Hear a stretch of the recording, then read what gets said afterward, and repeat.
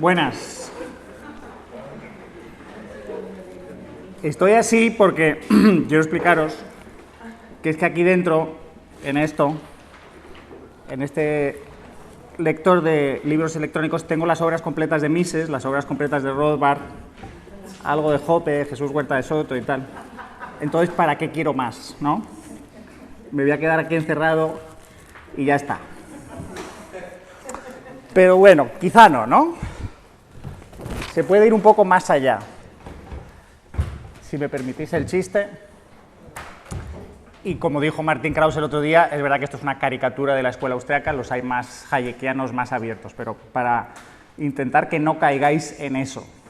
Y en parte os lo digo porque yo también he estado ahí, yo hace 20 años conozco a los austriacos, empiezo a leer a Mises, a Rothbard y dices, ¡guau!, todo está en la acción humana, de la parte de ética, todo está en la ética de la libertad y ya está. Y luego lees un poco más a Hoppe y Huerta y ya lo sabes todo. Haces el máster austriaco de la Rey Juan Carlos y ¡pah!, te comes el mundo y todo el resto del mundo no tiene ni idea y no hace falta nada, ¿no?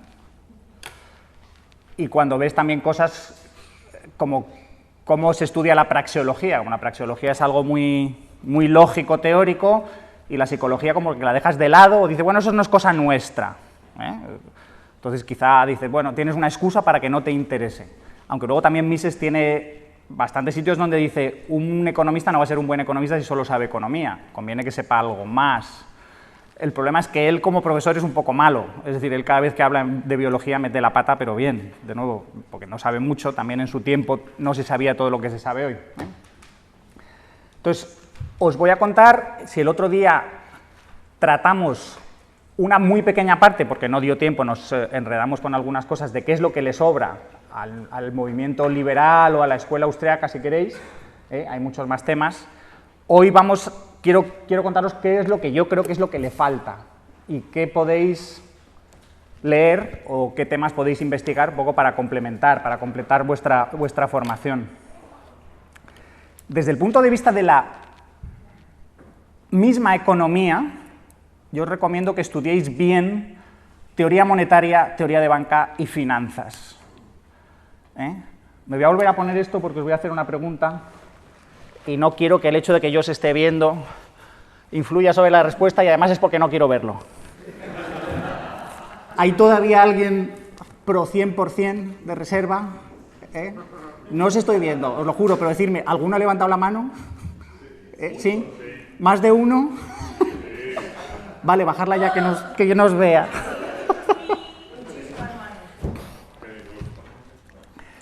Si os pasa eso, ya os recuerdo que el otro día os dije que yo estaba ahí, es probablemente porque no sabéis finanzas, porque no sabéis contabilidad, porque no conocéis teoría de qué es un banco, ni práctica de qué es un banco. Y entonces habéis leído a Rothbard, y Rothbard te la cuela. Rothbard te lees The Mystery of Money, The Mystery of Banking o What Has Government Done to Our Money, y te cuenta una historia, que como yo discutía hace días en un viaje con Luis, es que te la crees, y es todo tan creíble, te ha montado una falacia como Keynes cuando te cuenta toda su historia, si no lees la crítica o si no eres consciente de los puntos débiles, te lo crees. Y está profundamente equivocado, pero profundamente. Entonces, leedlo un poco y en la medida de lo posible, pues si podéis corregiros, pues mejor. Hay un autor, bueno, la persona principal que podríais leer, el problema es que no se prodiga mucho, es José Ignacio del Castillo, entonces habría que decirle, escríbelo tú. El siguiente es Juan Ramón Rayo, y tiene muchos artículos sobre dinero, no tiene libros sobre ese tema todavía que yo recuerde, pero en muchos artículos disponibles en su web los tenéis. Y en artículos pequeñitos sueltos, que convendría que recopilaría. Yo también tengo escrito sobre el tema, si buscáis Francisco Capella, recopilación de artículos sobre dinero, banca y tal, si hacéis un Google así, os sale, va a mi página web un link, y en ese link hay todos los artículos del Instituto Juan de Mariana, donde he ido escribiendo sobre el tema.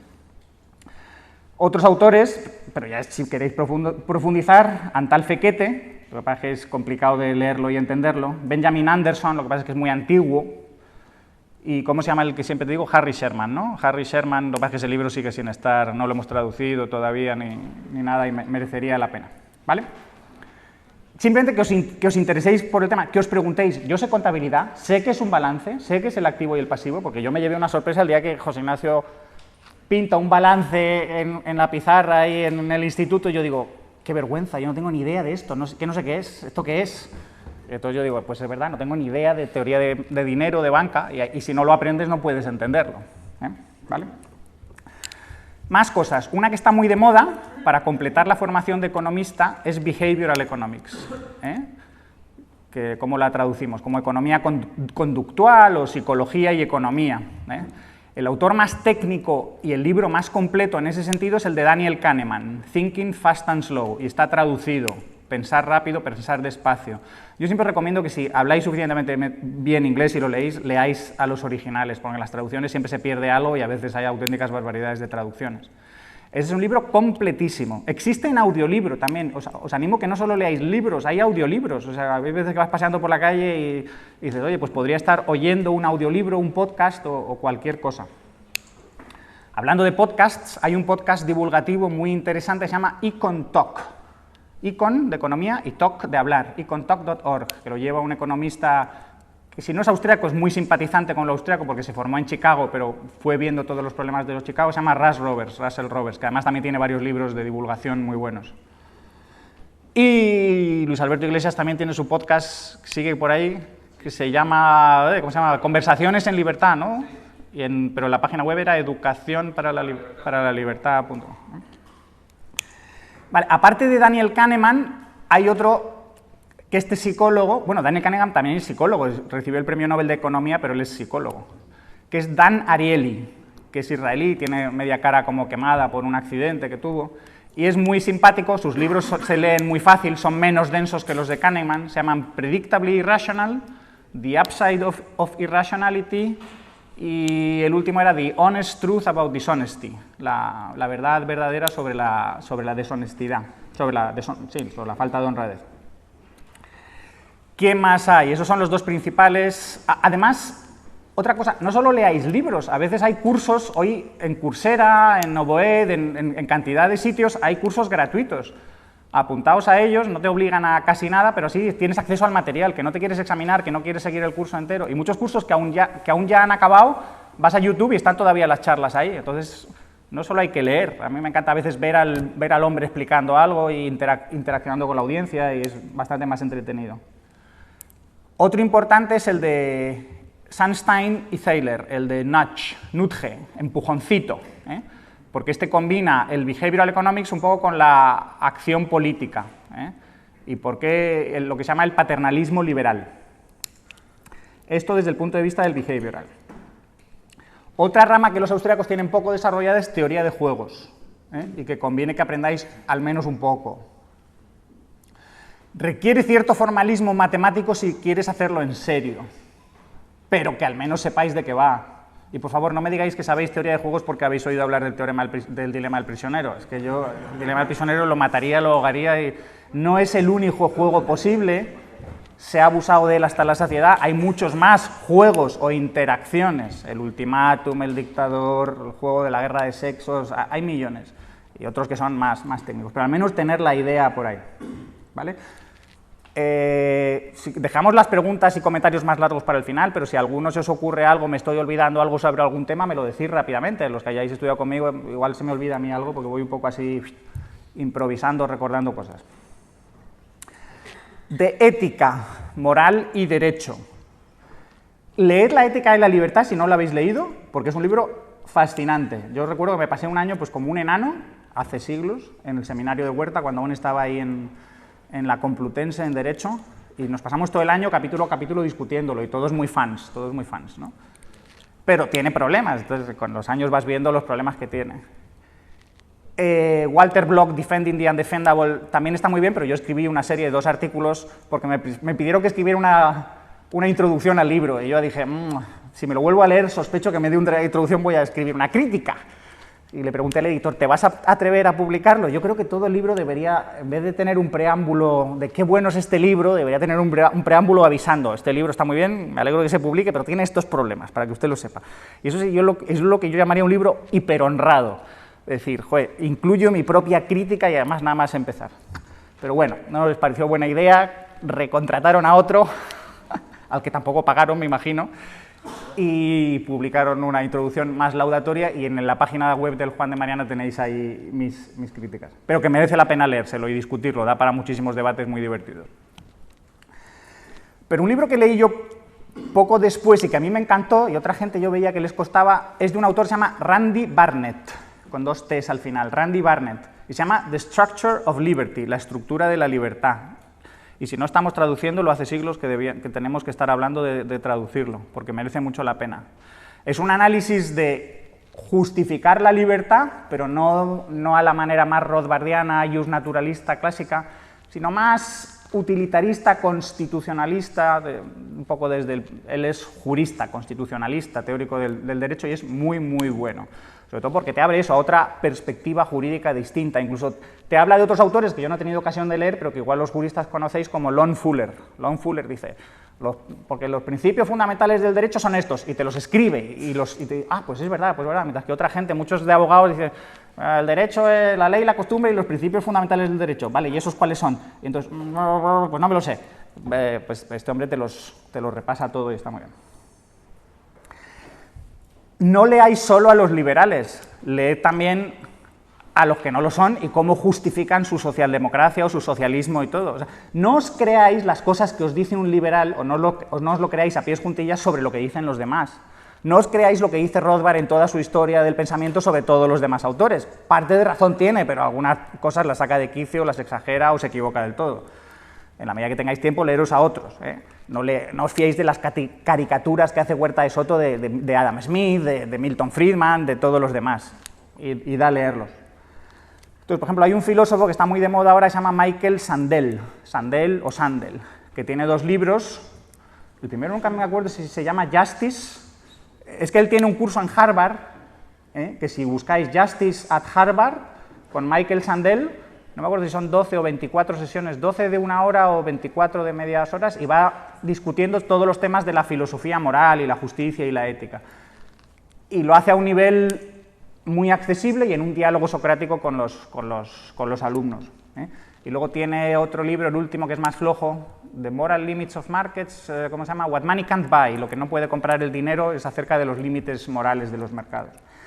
Y Rayo, su último libro, es totalmente engañoso, es una estafa, porque él lo titula Contra la renta básica y es básicamente un tratado de filosofía moral, de cargarse a todos. Todavía no me he tenido tiempo de leerlo, pero lo que pasa es que le he leído tantas cosas sueltas que sé que va de eso, ¿vale? Psicología.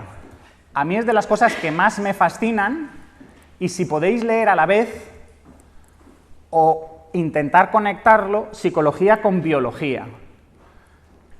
Entonces, a ver, alguien que no sé a quién preguntárselo esto, Eduardo Fernández, tú me has oído alguna vez, pero no has sido alumno mío, ¿qué es un ser vivo? Las 3 palabras mágicas, agapito, ¿no te acuerdas? Nunca me has oído, no has prestado atención. Y no te acuerdas, qué vergüenza, qué poco éxito tengo. Ahí dice Luis Alberto que levanta la mano, pero es que Luis se lo sabe. ¿Qué significa agapito? Jaime, lúcete. Venga ya, que te quito el 10, tío. ¿De verdad? Yo creía que agapito era inolvidable.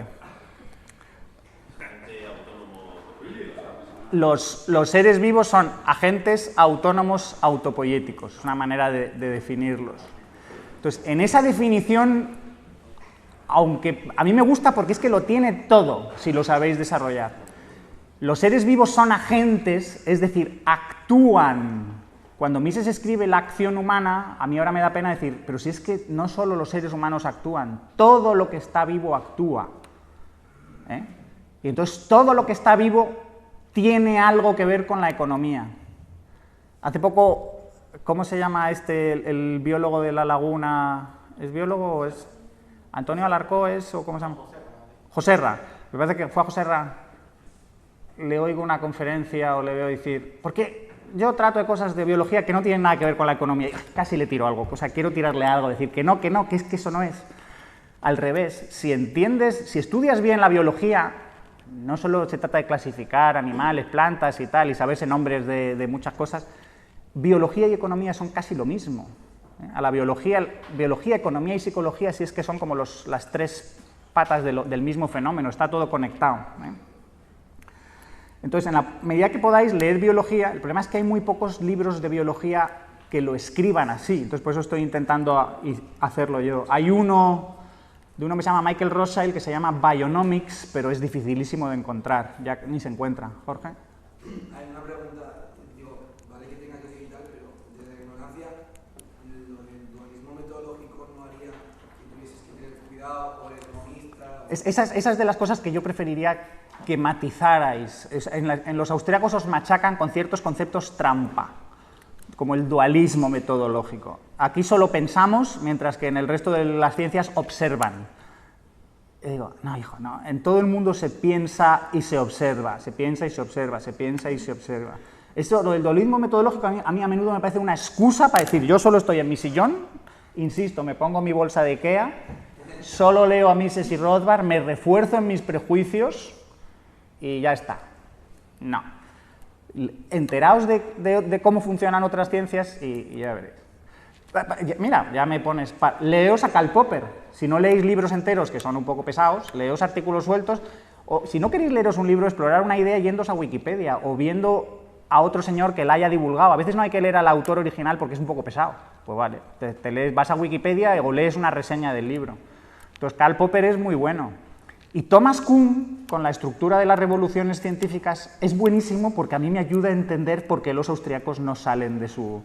Muchos austríacos no quieren salir porque tienen sus figuras endiosadas que hasta que se mueran o pierdan el control o ciertos sitios decaigan y la gente no se los tome en serio. O sea, el ideal de que la ciencia va avanzando por prueba y error es parte verdad, pero también hay intereses sociales, piques personales, problemas de que la gente tiene sus prejuicios, sus sesgos, todo. ¿Vale? Entonces, aparte en biología, a mí me interesa la parte social de la biología. ¿Por qué? Yo os insisto mucho en el ejemplo de por qué hay seres vivos que viven solos, el escarabajo, y otros que viven en grupo.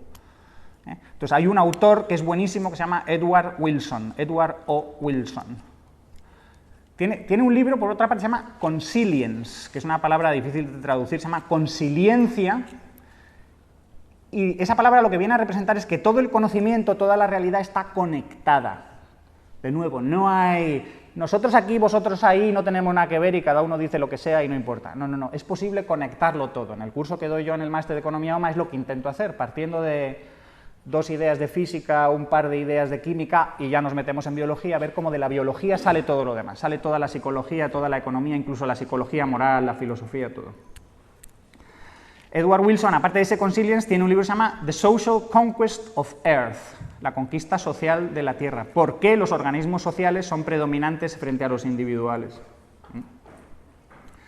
Y hay otros libros más técnicos de un señor que se llama John Maynard Smith, con otro coautor que es difícil de pronunciar y escribir, se llama Eos Sazmari, que se llama The Main Transitions in Evolution, o algo así, las transiciones principales en evolución, que todas tienen que ver de cómo agentes individuales se asocian, empiezan a cooperar y viven juntos, y viven tan juntos que se vuelven totalmente interdependientes y ya no pueden vivir separados, y entonces constituyen una unidad de orden superior.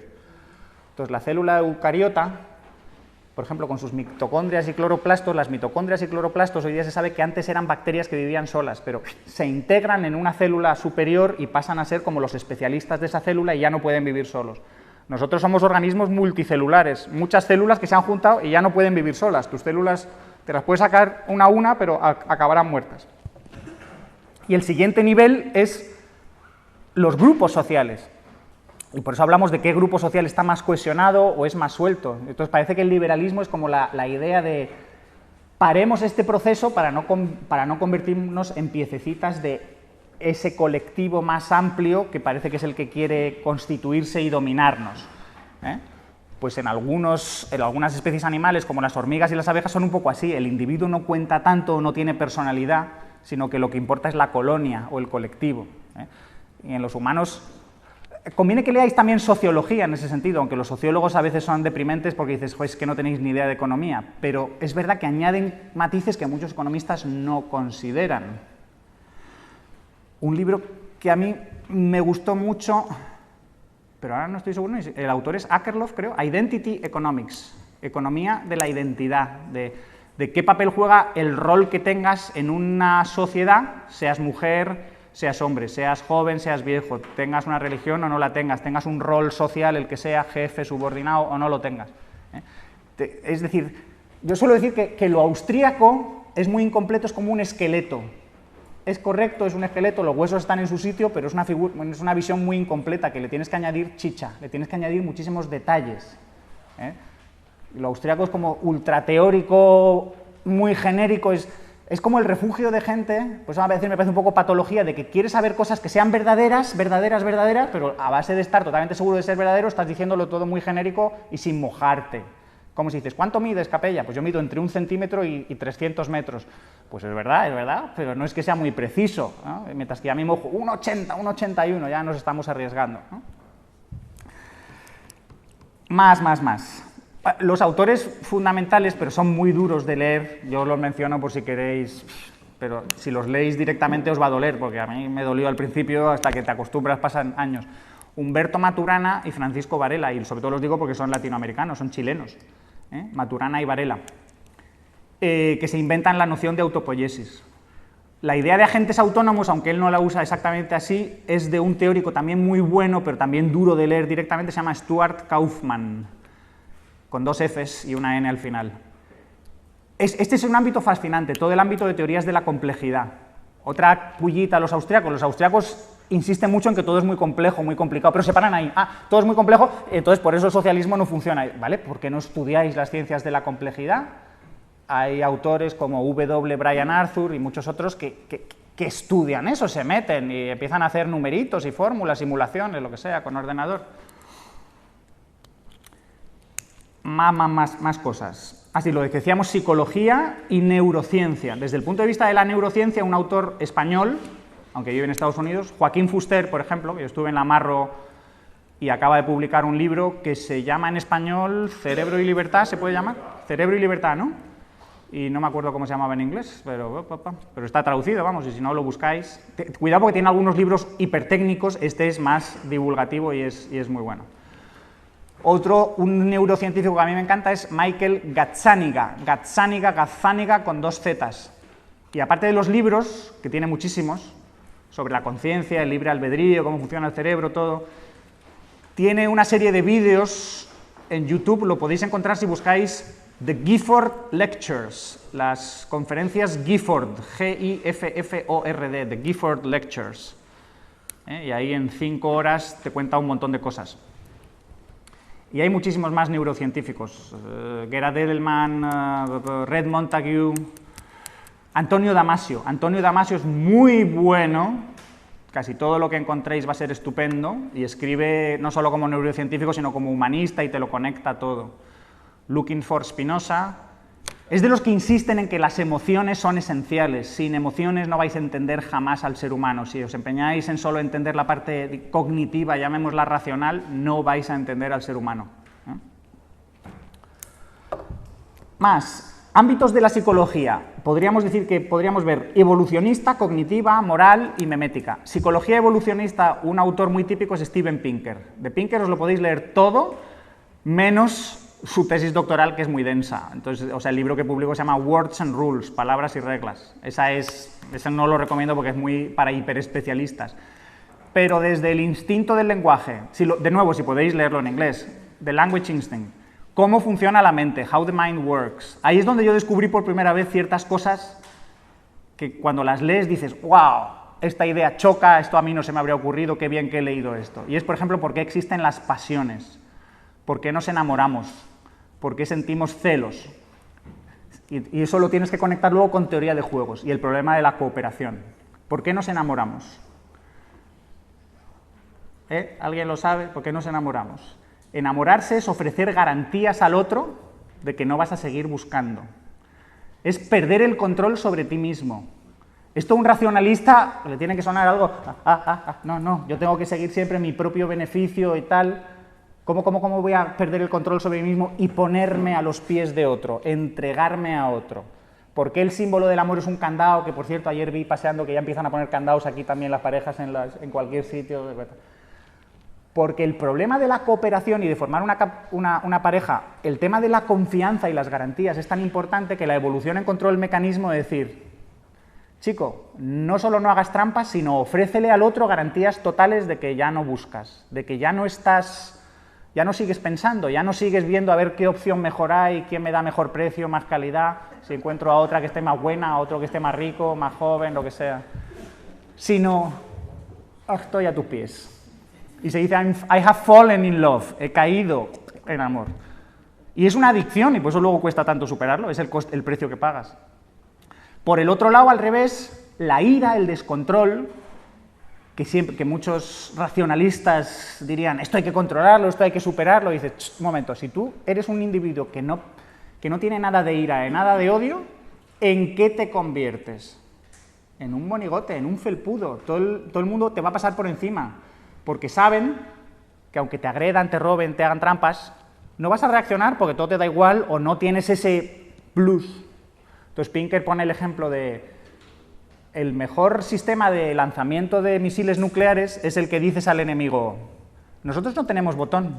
¿Cómo? ¿Que no tenéis botón? No, no, no, para lanzar los misiles. Los lanzáis vosotros. Nosotros hemos diseñado un sistema que detecta si vosotros habéis lanzado los misiles. Y en el momento que lo detecta, lanza los nuestros. Luego, estáis lanzando vosotros nuestros misiles, que lo sepáis. Entonces, al decirle a otro que hay una destrucción mutua asegurada o que no le va a salir gratis, el otro se lo piensa. Pues el perder los papeles, el volverse irascible, los celos en las parejas, es una manera de advertir al otro, no hagas trampas, porque si las haces va a salir mi tigre o mi león interno, el yo consciente razonable va a desaparecer de escena y no intentes hablar conmigo, no intentes convencerme, porque es un mecanismo de pérdida de control para protegerme, para no convertirme en el felpudillo, el pringao de la gente. A mí, si esto no me lo explica alguien, nunca me lo habría creído. O nunca se me habría ocurrido por mí. Entonces, y con el tiempo lo ves y dices, qué sabia es la evolución y qué poco sabemos de nosotros mismos, o cosas así. Otra idea que aparece en ese libro también muy interesante, que os quiero hablar ahora bueno, ya os lo cuento ahora, la teoría de señales costosas. ¿Por qué los judíos y los musulmanes no comen cerdo? Explicación tradicional que se nos ha dado a casi todos, totalmente equivocada y tan aparentemente racional. El cerdo, la triquinosis, las enfermedades... Y entonces Pinker se pregunta, vamos a ver, en primer lugar, la triquinosis sí, es grave como enfermedad, pero eliminarla es relativamente sencilla, no tienes más que cocinar a suficiente temperatura. Pero luego la pregunta gorda, ¿para qué le prohíbes comer cerdo a un pueblo que no tiene cerdos? Y que es rarísimo que vea cerdos porque son pastores nómadas. Y si sabes algo sobre cerdos, los cerdos y los pastores nómadas casan muy mal. Los judíos tienen cabras y los musulmanes, cuando en la medida que eran parecidos a los judíos, pues igual. Y entonces la explicación maquiavélica. Si tú le prohíbes a una persona comer cerdo, jamás podrá hacerse amigo de alguien que coma cerdo. Porque, sobre todo en el mundo antiguo, para sellar las amistades, para establecer relaciones, lo que haces es sentarte a comer juntos. Y si rechazas la comida que te ofrecen, eso es una ofensa brutal. Luego, ¿para qué sirve no comer cerdo? Para cerrar el grupo y no abrirse a otros grupos. Y de hecho se sabe que la medida surge cuando los judíos están en Babilonia y, digamos, los jefes dicen, uy, aquí se vive tan relativamente bien, aunque seamos medio esclavos, medio clase baja, que vamos a perder nuestra identidad si dejamos que la gente se relacione con los demás. Luego, una manera de no es a ver cómo colamos esto. Y entonces ahora sirve como lo que se llama teoría de señales costosas, que os la presento ya. Un libro que me leí durante un verano es que también fascinante, se llama The Handicap Principle, el principio del handicap, o The Missing Piece in Darwin's Puzzle, o algo parecido. Es de un autor israelí, difícil de escribir, se llama Amos Zahavi. Pero ese, si lo queréis, lo tenéis resumido en un artículo mío, yo creo que el resumen es muy completo, que se llama La teoría de señales costosas. La teoría de señales honestas costosas, es de los artículos míos que están ahí en el Juan de Mariana. Y básicamente dice, de nuevo, el tema de la cooperación y la interacción es tan importante, ofrecer garantías, ofrecer señales sinceras, que la evolución ha encontrado un mecanismo para intentar superar a los tramposos. Y la manera es mandar señales que sean muy caras, que sean siempre caras, pero que el honesto se las pueda permitir y el tramposo no se las pueda permitir. Entonces, un ejemplo muy típico es las gacelas saltarinas. No sé cómo se llaman en español y ahora en inglés también se me ha olvidado. Lo que hacen es, no sé si las habéis visto en algún documental, se ponen a saltar, ping, pero con un depredador enfrente. Es decir, entonces un racionalista diría, pero ¿qué está haciendo? Está loca, sal corriendo, ¿no? Pues, pero que está el depredador. ¿Qué está haciendo la gacela que está saltando? Está diciendo, me sobra energía, estoy tan sana que te chuleo. Ve a por otra. No es una gacela precisamente solidaria, sino, a por mí no, ve a por otra.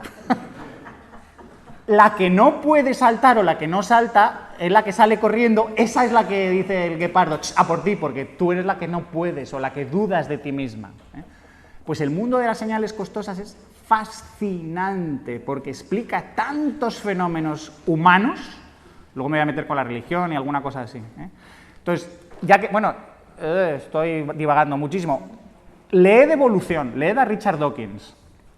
Leed a Richard Dawkins, no os lo creáis todo porque es ultragenetista, él va siempre a los genes, y se olvida un poco del análisis del organismo y tampoco cree, hay un debate ahora en evolución respecto a qué es lo que evoluciona, qué es el elemento principal que es seleccionado, es el gen, es el individuo, es el grupo. Él se opone completamente a la teoría, a la selección de grupos.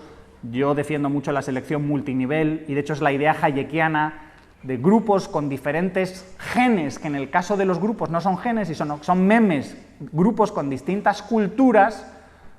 Unos prosperarán más, otros prosperarán menos. Y entonces veremos que existen y prosperan, son más numerosos, tienen más miembros y son más poderosos, aquellos grupos que tienen ese genotipo cultural más adecuado. Entonces, leed a Richard Dawkins, muy bueno. Leed a Stephen Jay Gould, también es muy bueno, aunque es de corriente política marxista, y cuando lo empiezas a ver dices, joder, este hombre, estas ideas lo han infectado todo y hay gente que los han estropeado. Pero la teoría de la evolución queda muy incompleta sin la idea de teoría de señales costosas. Venga. Psicología evolucionista, ciencia cognitiva. Pinker también tiene muchos libros no solo de psicología evolucionista, sino cómo funciona el cerebro, sin preocuparse demasiado por la idea de cómo ha evolucionado, sino simplemente por cómo funciona. El cómo funciona la mente es uno de ellos. The Stuff of Thought, ese no sé si está traducido, como la materia del pensamiento. Es usar el lenguaje para entender cómo funciona el cerebro, está muy bien. Psicología moral. Es típico de los austríacos y los liberales que tratan de fundamentarlo todo en la filosofía moral. No la vais a entender del todo si no estudiáis psicología moral. Y para eso tengo un artículo también en la página del instituto, que a ver si lo tengo sacado aquí. ¿Cómo se llama? Ah, sí, la psicología moral y el liberalismo. Y al final hay una serie de referencias, como un autor que ya os mencioné el otro día, Jonathan Haidt, The Righteous Mind, como la mente moralista o la mente justiciera, Why Good People Are Divided by Politics and Religion. Joshua Green, Moral Tribes, que es sobre emoción, razón y el abismo entre ellos y nosotros. Como gran parte de las emociones y los sentimientos morales tienen que ver con cohesionar grupos, con garantizar la cooperación, con garantizar la lealtad, con ayudar a los otros, pero si son miembros del grupo, y matarlos quizá, o ignorarlos al menos, si son miembros de otros grupos. De esto hay muchísimos libros, muchísimos autores. Veo aquí dos autores que no quiero dejarme, aunque han escrito sobre muchos temas, precisamente porque son gente que son muy liberales, pero que escriben mucho de ciencia y sobre muchos temas. Son Michael Shermer y Matt Ridley. Michael Shermer es el director de Skeptics, un think tank, organización, revistas sobre ateos, si no ateos, escépticos o agnósticos, lo que queráis, y ha escrito mucho sobre creencias de la gente, no solo religiosas, sino creencias raras de todo tipo, pero tiene un libro que se llama The Mind of the Market, que es muy bueno para introducirse a todos estos temas, la mente del mercado. Su último libro se llama The Moral Arc, el arco moral, como él dice que ha habido progreso moral, que la humanidad, por mucho que mucha gente esté protestando constantemente, nos estamos yendo a la mierda constantemente y cualquier pasado fue mejor, esto es mentira, la humanidad ha progresado. Ya que trato el tema, el penúltimo libro de Pinker se llama The Better Angels of Our Nature, los mejores ángeles de nuestra naturaleza, y trata precisamente de cómo la violencia ha disminuido a lo largo de la prehistoria y luego de la historia humana. Y esto a mucha gente le va a doler porque dice, uno de los factores es el Estado. y es el primero que menciona. El segundo es el mercado, o sea, no es que vayan en orden. Y luego también cosas de cultura y de psicología, cómo la cultura te permite leer una novela, la novela psicológica te ayuda muchísimo a entender el otro. Las novelas antiguas, si os dais cuenta, no cuentan qué pasa en la cabeza de las personas, solo cuentan hechos como externos. El Quijote solo cuenta qué pasa externamente, básicamente, y qué dicen, pero no cuenta qué van pensando. La novela psicológica, que es algo más reciente, puede no tener diálogos y va contando qué es lo que piensa. Pues eso te puede ayudar a entender al otro, ¿eh? Entonces, a desarrollar lo que se llama tu teoría de la mente y a ver al otro no como un extraño, sino como un igual, alguien que merece un respeto moral, ¿eh? Os decía, Michael Shermer y Matt Ridley. Matt Ridley, también, The Rational Optimist, el optimista racional, también tiene muchos libros en defensa del libre mercado y ha escrito sobre genética, ha escrito sobre biología, tiene muchos temas de estos. Lee también, por ejemplo, primatología y antropología. Hay un primatólogo que se llama Frans de Waal, que tiene bastantes libros sobre observación de primates, y cómo en los primates ya hay una protomoral, ya se comportan de formas que nosotros podemos entender, establecen alianzas, se enfadan cuando alguien les hace trampa, saben que si alguien les está observando, pues tienen que ocultar. Ya hay los indicios de una moral no tan desarrollada como la nuestra, pero algo ya. Adam Smith, el libro de los sentimientos morales, lo que pasa es que es antiguo y es largo, pues, pero ya hace un análisis social de para qué sirven los sentimientos morales, por qué existen, por qué están ahí. Más cosas, me avisáis cuando se me vaya acabando el tiempo, que no, yo pierdo totalmente aquí la noción. Más. Psicología moral, memética. La autora principal se llama Susan Blackmore, y todo lo que ha escrito me parece excelente. Ese libro es obligatorio, se llama The Meme Machine, o The Meme Machine, según la máquina de memes, está traducido al español. Y es ver las ideas como unidades de cultura que se pueden reproducir, y entonces son como genes, es aplicar todas las teorías de evolución a las ideas, ¿eh?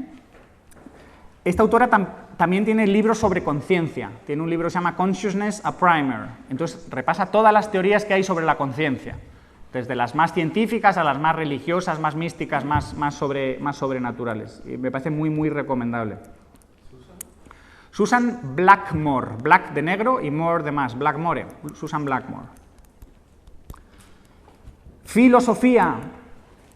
A mí mi filósofo favorito es claramente Daniel Dennett. De hecho, uno de los primeros libros que leí sobre evolución es su libro La peligrosa idea de Darwin, Darwin's Dangerous Idea, que está traducido y está en Círculo de Lectores y en muchas editoriales, ¿verdad? Y casi todo lo que encontréis de Dennett es muy recomendable. Política, ahí podríamos preguntarle a Eduardo qué nos recomienda. Yo dos libros que me han parecido muy buenos son los dos últimos libros de Francis Fukuyama, que de nuevo también están en audiolibros. Lo que pasa son muy largos y tienen muchísimo componente histórico. Al final la teoría se resume en 3 párrafos, pero el tío te da toda la historia para justificar eso. Son The Origins of Political Order, no sé si está traducido, los orígenes del orden político, y el último es Political Order and Political Decay, cómo los órdenes políticos se forman, por qué se forman y cómo decaen, cómo se corrompen o cómo dejan de funcionar. Como economista se le puede poner algún pero se aprende muchísimo de esos libros. Y ves eso, que de nuevo el orden político es lo que os hablaba de los grupos en biología, es los humanos formando grupos, ¿para qué? Para sobrevivir mejor, para ayudarse internamente y pelearse con otros. Entonces, es divertido cómo los grupos a veces se forman basándose en otros grupos más básicos, más pequeños, pero otras veces tienen que luchar contra ellos. Entonces, cuando los conservadores protestan tanto como el Estado se está cargando a la familia, dices, es que es lo que tiene que hacer. La familia y la familia extendida eran un poco el orden político primitivo, natural, más pequeño, más tribal. Pero hay grupos y hay naciones que no progresan porque siguen demasiado apegados a una familia extendida. Afganistán, todos estos sitios donde tu familia, tu clan es esencial. Y a veces algunos liberales no se dan cuenta de lo ingenuo que es pretender que ese mundo es idílico. Ese mundo es profundamente liberticida en muchos aspectos. El individuo no es libre porque la familia te controla todo. La familia decide con quién te casas o tiene que dar su aprobación. O incluso los negocios no se pueden hacer a título individual, sino solo se hacen a nombre del clan, y eso dificulta muchísimo el avance económico. Entonces, de hecho, Francis Fukuyama explica el origen del Estado como una liberación del individuo encontrando un orden superior para librarse de esa familia hasta cierto punto que te ata y en cierto modo te puede llegar a oprimir. Algo de religión, y en octubre daré una charla y ya he pensado que el tema va a ser ese, religión y libertad. Los autores que más se conocen como críticos de la religión son los nuevos ateos, que son Richard Dawkins cuando escribe contra la religión, Sam Harris, que tiene libros muy interesantes, lo que pasa es que sus libros se refieren mucho al público americano, son sobre todo al público americano. Christopher Hitchens, que era más periodista más que analista y ya se murió, y Daniel Dennett cuando escribe sobre la religión. El más razonable de todos es Daniel Dennett. Pero lo que pasa es que estos cuatro son los más conocidos y yo me he dado cuenta que son los que, no te voy a decir que menos saben que no sepan nada, no entienden la religión de verdad y en muchos aspectos solo ven, en muchos de sus libros solo ven los aspectos negativos. Los mejores autores son, uno se llama David Sloan Wilson, que tiene un libro que se llama Darwin's Cathedral, la Catedral de Darwin. Y la idea principal es que la religión es un conjunto de creencias y prácticas que cohesionan a un grupo. Y luego se añade, o al menos yo añado, esas creencias tienen que ser falsas o falaces y absurdas, porque si no, no servirían como señales honestas costosas.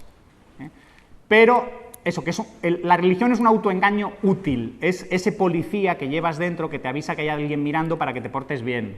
Y también es esas creencias que te sirven para demostrar a los demás que eres miembro de su grupo, que crees lo mismo que ellos.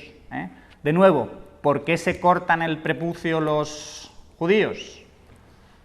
Por un tema de salud y tal. Que no, hombre, que no, que esto es una señal honesta costosa, de decir, mirad lo que soy capaz de hacer para demostraros que soy de los vuestros y para que me distingáis.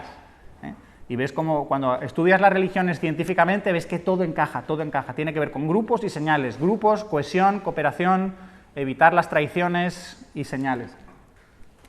Y además de este David Sloan Wilson, ahora estoy leyendo uno que es que lo clava y es exactamente lo mismo, un autor se llama Ana Norenzayan, se llama Big Gods, dioses grandes.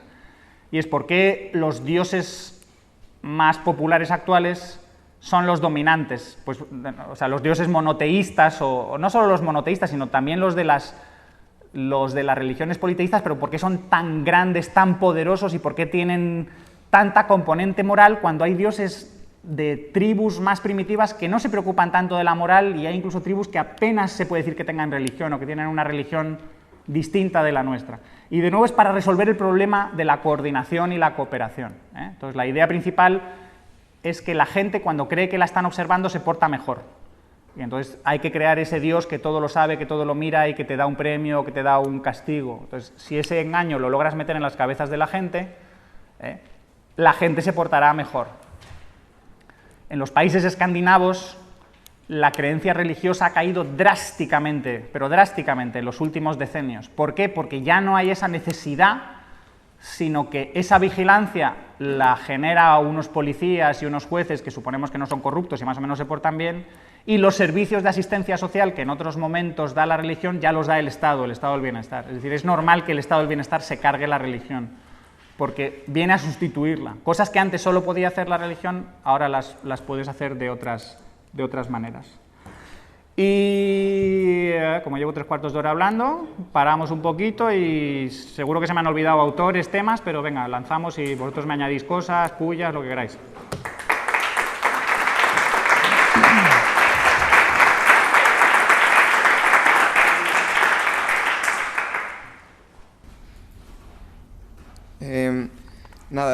Quería preguntarte varias cosas. Bueno, lo primero de todo era recomendar un libro que leí hace poco, que es Psicología Animal Social, es de psicología, de Elliot Aronson. No se enmarca dentro de la psicología moderna, yo diría que es psicología clásica, pero para estudiar la parte irracional de la mente, lo que son los sesgos y todas esas cosas, pues es bastante riguroso.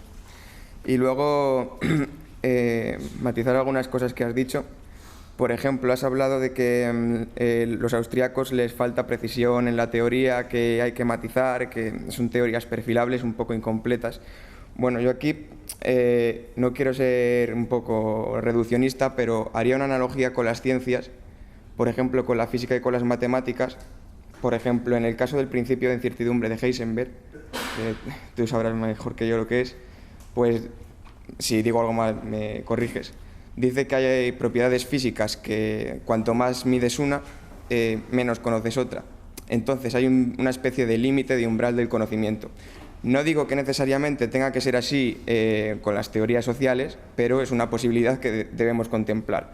Lo mismo pasa con el teorema de incompletitud de Gödel, que dice que una teoría matemática o es completa o es consistente, pero que las dos cosas a la vez no puede serlo. Y bueno, también... ¿Te puedo contestar a esto? ¿Ahora sigues? Este tema me parece muy bien, pero igual que os dije el otro día con la entropía, no lo saquéis.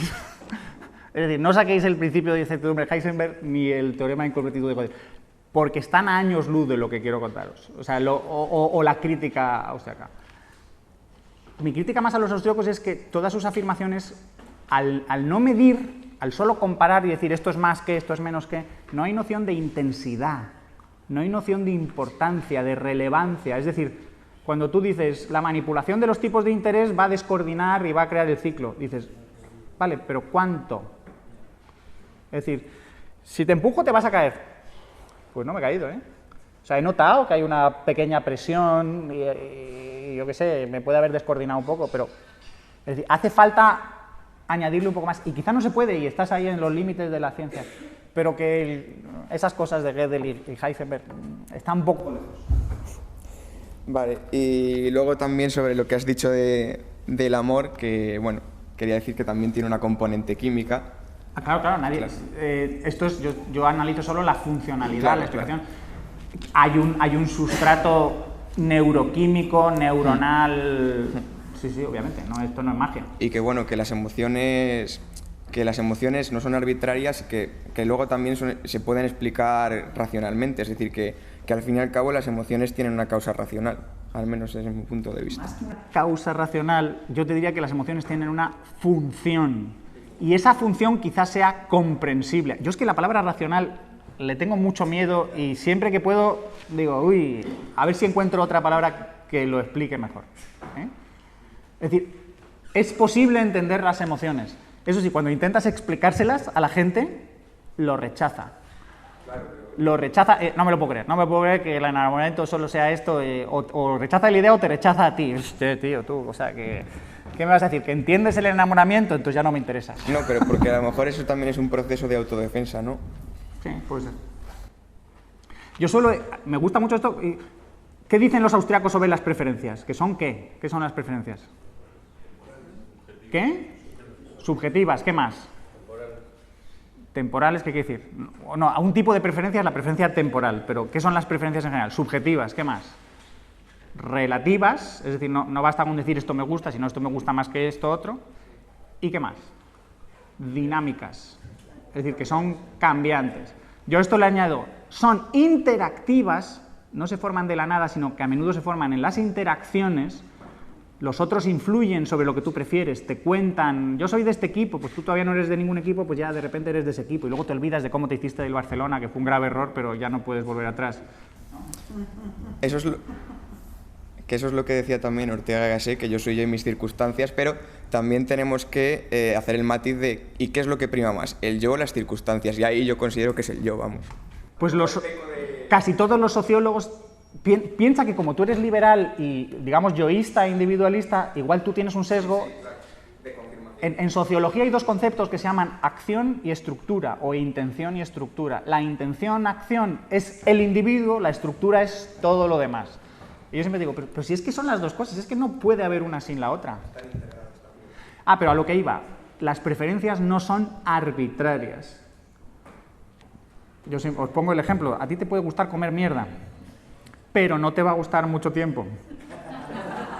No porque cambies de preferencia, sino porque la mierda te va a matar. Luego, las preferencias tienen que ver con acción buena para la supervivencia. Más, ahí había gente, más, ¿qué?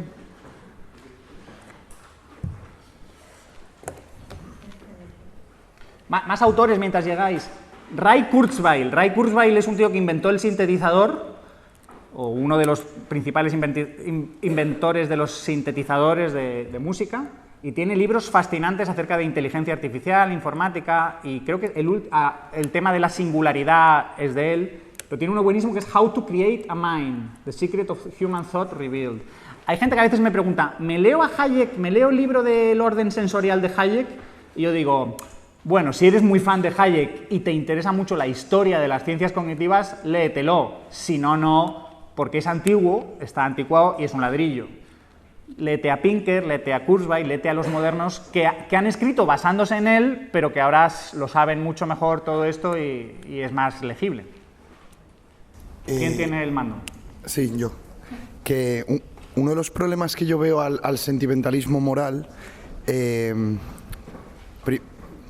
uno de los problemas que yo veo al sentimentalismo moral es que le ocurre, como usted dice, que hacen los racionalistas, que intentan racionalizar toda la realidad en torno a ese principio de supervivencia que subyace siempre ahí, porque es muy difícil explicar muchos actos humanos, entre ellos el enamoramiento. Se puede intentar encontrar teorías, pero, por ejemplo, usted, ¿por qué está aquí hablando de estas cosas? ¿En qué contribuye a su supervivencia? ¿La búsqueda de la verdad en el ser humano contribuye a la supervivencia? Bueno, en muchos casos no.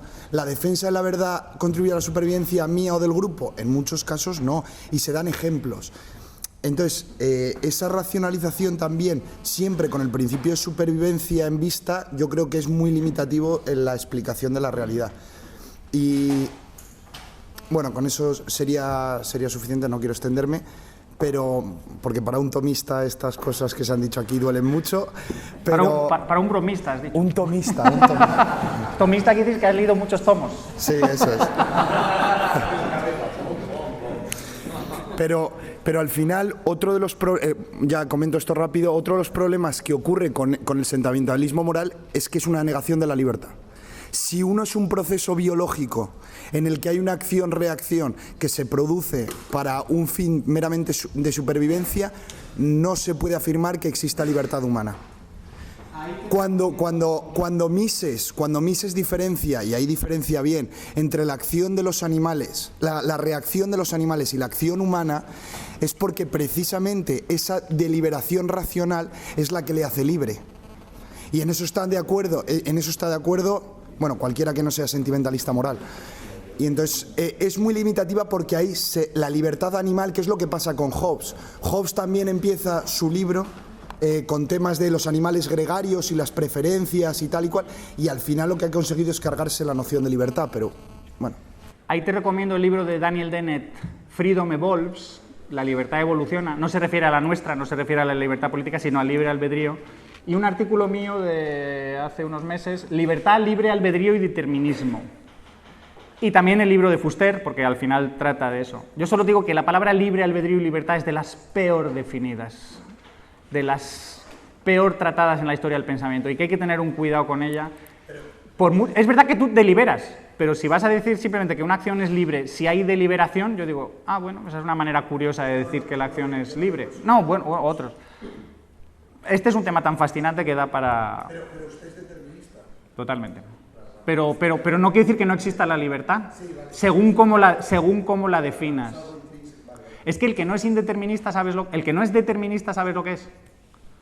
Indeterminista. ¿Y sabes lo que es el indeterminismo? Aleatoriedad. Sí. Es que por definición. Ese es el misterio del hombre, eso es lo que cambia. Eso es lo que el hombre ha roto y no somos capaces de comprender. Sospecho que no nos pondremos de acuerdo. ¿Quién tiene el mando, Martín? Sí. Bueno, yo quiero hacer aquí una firme reivindicación de los autores austríacos y señalar que si uno, claro, cuando uno hace la comparación entre lo que escribieron y lo que ha evolucionado muchas disciplinas después, claro, aparecen en algunos casos como haber quedado atrás en el tiempo. Cuando uno compara lo que estos genios escribieron en relación a lo que se escribía en ese momento, la verdad es que tendríamos que ponernos de pie cada vez que hablamos de ellos. en cierta forma, Paco, me parece que estás con el síndrome de la adolescencia. Digo, Paco necesita como independizarse de sus padres y entonces se revela contra ellos. Pero yo que tengo más edad, te digo, con los años vuelves a querer a tus padres y a reconocer todo lo que te dieron y cuán grande que fueron. Así que estoy esperando que llegue ese momento.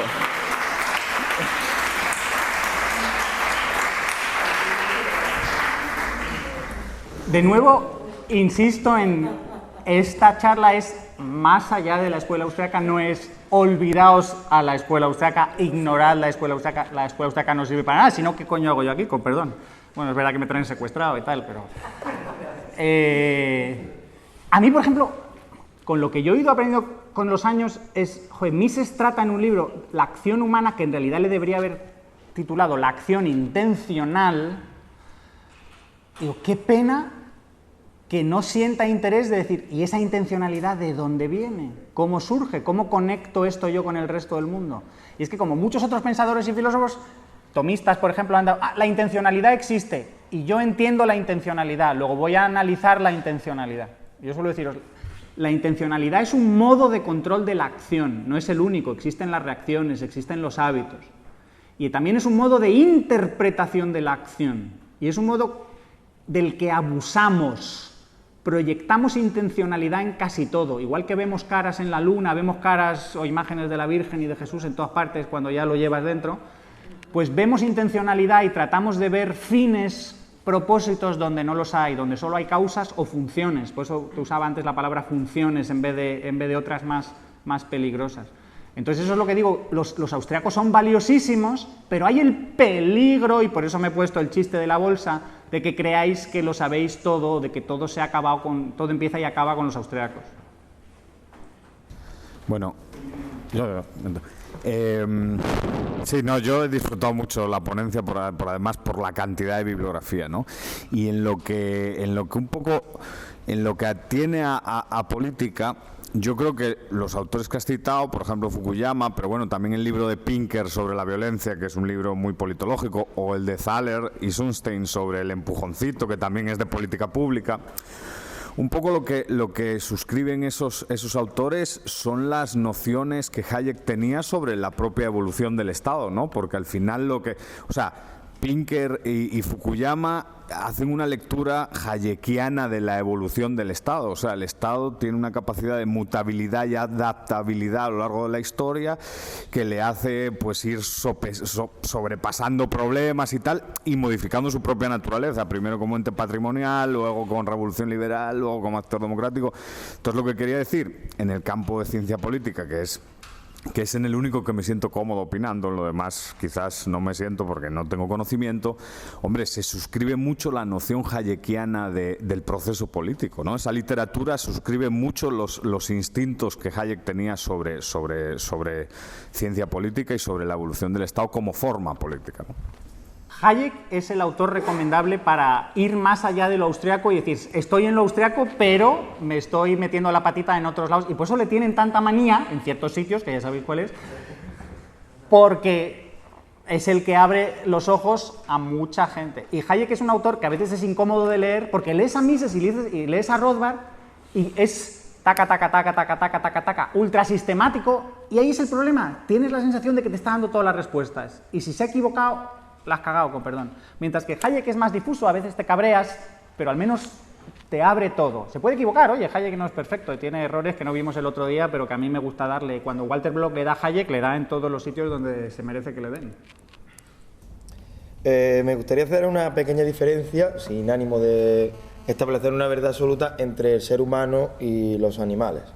Es decir, y me fundamento en la autoconsciencia que el ser humano tiene de sí mismo, y en el concepto de transmisión del conocimiento. Es decir, yo soy todo lo que haya leído, lo que me ha comunicado mi padre, lo que me ha comunicado mi abuelo, lo que me ha comunicado mi bisabuelo. Es decir, un hombre de hoy ha podido valerse de todo el conocimiento pasado para evolucionar intelectualmente y ser más consciente aún de sí mismo. Ahora cogemos un perro, por ejemplo. El perro no puede transmitir conocimiento a otro perro. Es decir, el perro de hace 2000 años, de hace 6000 años, es exactamente igual que el perro de hoy día. Por tanto, sus instintos siempre van a ser supervivencia. Sin embargo, en el caso del hombre, debido a su propia autoconciencia, el hombre en su autoconciencia genera las emociones que siente. Es decir, el hombre es el único que tiene, por ejemplo, miedo a la muerte. El animal cuando está malo no tiene miedo a la muerte, simplemente sufre, le duele, pero no tiene razón para interpretar lo que le está ocurriendo ni saber que está aproximándose a la muerte. Por lo tanto, creo que decir que el ser humano se mueve por la supervivencia únicamente, yo creo que el ser humano, como bien dice Mises, por eso el título de la acción humana, en este caso a mí, me parece lo más adecuado del libro, más que acción intencional, dice, toda acción humana está encaminada a un fin, meta o objetivo, y ese objetivo es remover un sentimiento de desasosiego. Es decir, el ser humano busca más felicidad que supervivencia. Y eso puede expresarse en que muchas veces para muchos seres humanos la existencia es un sufrimiento, de ahí que exista el suicidio. Un animal no se suicida porque no tiene miedo ni sufre con su existencia. Puede sufrir un dolor físico, pero no sufre un dolor psicológico. Esto da para debatir muchísimo. Yo nunca voy a decir, y sería falso, que el ser humano no sea distinto y distinguible de los animales. Obviamente tiene diferencias. Lo interesante, al menos para mí, es entender esas diferencias y sobre todo os diría, tened cuidado, estáis haciendo las mismas afirmaciones de Mises acerca de los animales, acerca de tal, sin saber biología. Entonces yo os digo, pero ¿cómo pretendéis hablar de los animales si no habéis estudiado a simios, bonobos, chimpancés mucho tiempo para ver, ¿esta gente se transmite cultura? Bueno, gente, ¿estos animales se transmiten cultura? Sí. ¿Transmiten cultura como nosotros? No. No tienen un lenguaje simbólico desarrollado, no tienen memorias exosomáticas, no tienen papel, no dibujan, no pintan. Esas cosas son las que nos van haciendo distintas. ¿Tienen comportamiento intencional? Sí. Nosotros lo tenemos más desarrollado, nosotros podemos hablar de ese comportamiento intencional, pero ellos también lo tienen. Nosotros lo tenemos mucho más. Nosotros somos mucho más conscientes que ellos, nosotros somos mucho más autoconscientes que ellos. De nuevo, ¿hay diferencias? Sí, pero si os empeñáis en entenderlas desde Mises y la acción humana y con esto voy a entender lo demás... No, simplemente que el perro, digamos, cogemos el ejemplo del perro, el perro hace 6.000 años tenía un instinto, ese instinto es el que le hace existir y moverse hacia su objetivo, en este caso la supervivencia. Y ahora, cuando cogemos un perro de hoy, tiene exactamente los mismos. Es decir, no puede leer un libro y decir, hostia, aquel perro aprendió a controlar un instinto y a alcanzar una solución mejor. Y eso es lo que hacemos los hombres. Es decir, el hombre lo que hace es que hubo un antepasado que tuvo un instinto primario que le llevó a un mal resultado a base de ese ensayo y error, obtuvo una solución, la deja por escrito y ahora llego yo, la leo y me sirve para controlar después mi emoción. Mises niega que el fin sea la supervivencia. El problema de Mises es que todos los fines son valoraciones subjetivas y cualquiera es válida, incluso la no supervivencia. Mises no está en esa vía porque Mises no acepta que el fin último de todos los hombres sea la supervivencia. Es que habla de remover desasosiego. Espera. Para que veáis lo que yo quiero deciros es ¿qué ciencia es más fundamental? ¿La praxeología o la biología? La biología. La biología es más fundamental porque tú puedes tener biología sin intencionalidad, pero no puedes tener intencionalidad sin biología, al menos hasta que nos inventemos un robot que podamos decir que no está vivo y que le hayamos programado comportamiento intencional. Es decir, es difícil entender la biología desde la praxeología, mientras que yo creo que he logrado entender la praxeología desde la biología. Y lo que dices, ningún autor, ninguna gente actúa para supervivencia. Yo lo que te digo es que los fines que aparecen en la mente de los autores están relacionados con la supervivencia. No son arbitrarios. Lo que pasa es que a veces la supervivencia en un entorno humano se consigue de formas raras, que no parecen biológicas. Por eso me dices, ¿qué hago yo aquí hablando de esto? ¿En qué contribuye esto a mi supervivencia? Pues me hace más famoso, me hace más... las mujeres me ven, esas cosas. Que sí. No. Y otra cosa respecto a las racionalizaciones. El científico de las ciencias naturales lanza hipótesis, dice, esto es una hipótesis explicativa. Si tienes una mejor, ofrécenosla y nos quedaremos con la mejor, con la que explique más cosas con menos elementos. Pero no digas que no simplemente porque es una hipótesis, sino ofrece una mejor. No, claro, pero yo no, si yo digo las ideas que yo tengo aquí, eso pues no gustan, pero el problema es que es muy limitada, La mayoría por lo que se mueve el ser humano no es por supervivencia, eso es lo que rompió. No, hay gente que muere, o incluso un grupo puede morir por no aceptar las reglas de otro. Un judío no traicionaba a lo mejor a su familia y eso no le hacía mal. Lo mataban ahí y mataban a su familia. Los biólogos lo explican con lo que llamaríamos supervivencia extendida, con lo que se llama kin selection, selección por parentesco, o lo que se llama altruismo recíproco, o con lo que se llama teoría de señales costosas. Todos esos fenómenos... Sí, todos esos fenómenos son explicables biológicamente con una biología extendida que incluye las relaciones entre individuos, que incluye el estatus de los individuos dentro del grupo, la reputación, que incluye los intereses de otros porque esos otros llevan los mismos genes que tú o han sido o podrían ser cooperadores. Imagínese, le pongo el ejemplo. Ahora entra un grupo terrorista aquí y me dicen, te doy un arma y matas a Francisco Capella y salvas a todos los demás. Si no, te matamos a mí y a todos. Yo no te mataría, no puedo. Aún así sigue siendo un mal objetivo, para mí no te mataría. Si a una madre le dices, mata a uno de tus 2 hijos, matamos a los 3, no lo mata. No lo mata, porque es un mal. ¿Has visto la decisión de Sofía?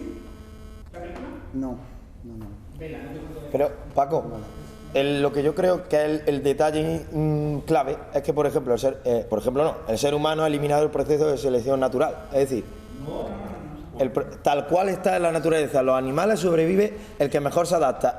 Ahora, por ejemplo, si tenemos un estado del bienestar, el Estado artificialmente, por ejemplo, está haciendo que no exista la selección natural. Es decir, digamos, sobrevive mucha más gente que haciendo cosas que naturalmente le abocarían a la muerte, se salva. Por ejemplo, hay gente que desde el 0 años hasta 30 está tomando decisiones erróneas contra su salud. Y desaparecería en un entorno de selva, digamos, si estuviésemos en la selva. Su grupo, y los grupos que sean menos estatistas sobrevivirán. Por lo tanto, las ideas y los genes de aquello que no estén más estatizados serán los que transmitan los genes a las futuras generaciones y los que acaben dominando. Y si estamos equivocados los liberales, pues desapareceremos todos y serán todos estatistas. Pero es que el problema es cuando se plantea la selección natural a título personal y no a título de transmisión de genes una y otra vez a lo largo del tiempo. De manera dinámica. Pero eso es otro debate, lo que estoy diciendo es... Primero, una cosa, esto que os he dado no es una charla que debáis entenderlo ya todo y os he contado todo lo que hay detrás, esto es unas pinceladas. La selección natural es mucho más difícil de entender, tenemos que ir acabando, ¿no? ¿Algo más o no? Pues acabamos ya. Venga, 5 minutillos. Venga, gracias.